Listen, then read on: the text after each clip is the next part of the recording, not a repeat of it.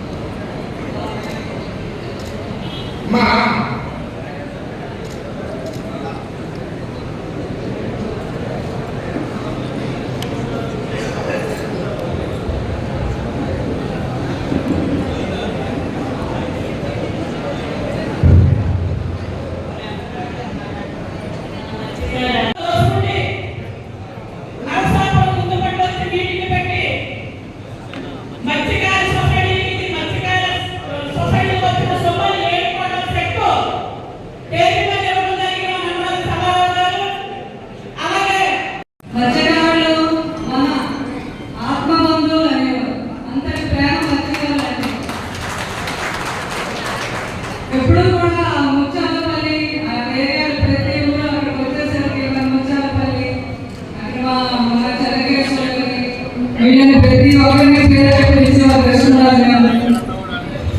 నాకు కూడా అంతగా ఇష్టం.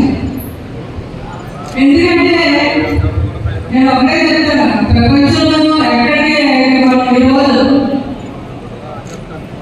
చేపలు తినాలి అంటే ఎన్నో రకాలు, ఒకటి పులసే పంటాం, ఒకటి పొచ్చిసే పంటాం, అన్ని తినాలని కోరుకుంటే మేము వెళ్ళాము సముద్రంలో పడుకొని తినలేము. కానీ వాళ్ళు ప్రాణాలను పరంగా పెట్టి వాళ్ళు తెచ్చి అమ్మలేదే కదా మేమందరం హ్యాపీగా తిని ఎంజాయ్ చేస్తాం.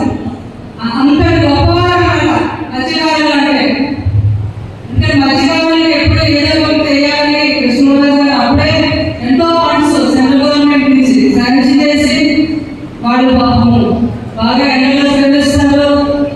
ఆ వెయ్యిలో మళ్ళీ తెచ్చి వాళ్ళకి నిలవకుండా పాడైపోకుండా ఉండడం కోసం ఆ రోజుల్లో ఆయన వేసి ఐస్ మోపెట్స్ కూడా ఆయన శాంక్షన్ చేయించారు. ఎన్నికల ప్రచారంలో భాగంగా ఇవాళ నర్సాపురం అసెంబ్లీలో నిన్న పర్యటన చేయడం జరిగింది. ఇవాళ అక్కడ ఈ తీర ప్రాంత మత్స్యకారుల సోదరులతో పెద్ద ఎత్తున సమావేశాన్ని నిర్వహించడం జరిగింది. ఎన్నికల ప్రచారంలో పాల్గొంటున్నటువంటి సందర్భంలో ప్రజల నుండి అపూర్వమైనటువంటి స్పందన కనపడతా ఉంది.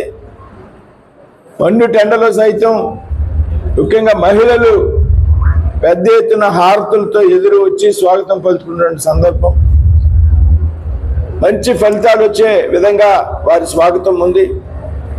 ఏదైతే ఈ ప్రభుత్వం మీద వ్యతిరేకత మనం ఊహించిన దానికంటే చాలా ఎక్కువగా ఉందనేటువంటి విషయాన్ని ఈ సందర్భంగా గమనిస్తూ ఉన్నాం.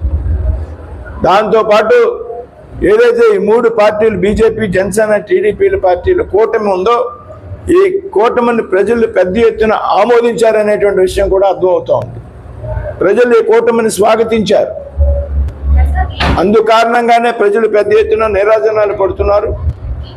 అనేక విషయాల మీద వారితో మనసులో ఉన్నటువంటి విషయాల్ని తెలుసుకోవడం, సమస్యల పరిష్కారం దిశగా ఆలోచన చేయడానికి కూడా మేము ప్రయత్నం చేస్తున్నాము. ఏదైతే నర్సాపూర్ పార్లమెంట్ నియోజకవర్గంలో పార్లమెంటు సీటుతో పాటు నాతో పాటు 7 అసెంబ్లీ అభ్యర్థులు ఎవరుతున్నారో వీరందరూ కూడా పెద్ద మెజార్టీతో ఎవరు ఊహించినంత వంటి మెజార్టీతో నెగ్గుతారనేటువంటి విషయంలో మొత్తం 1+7 కూడా ఇక్కడ నెగ్గుతాయి అనేటువంటి విషయంలో ఏమాత్రం అనుమానం లేదు. ఇక్కడ తీర ప్రాంతంలో ఉన్నటువంటి ముఖ్యంగా భీమవరం ఉండి అసెంబ్లీలో ఉన్నటువంటి మత్స్యకారులతో సమావేశాన్ని నిర్వహించడం జరిగింది. మత్స్యకారులకు సంబంధించి భారతీయ జనతా పార్టీ పెద్దపీట వేసింది.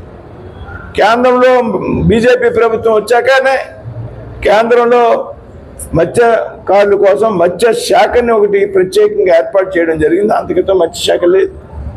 అలాగే ప్రధానమంత్రి మత్స్య సంపద యోజన కింద అనేక రకాలమైనటువంటి లబ్ధి చేకూర్చేటువంటి కార్యక్రమాలు చేస్తూ ఉంది.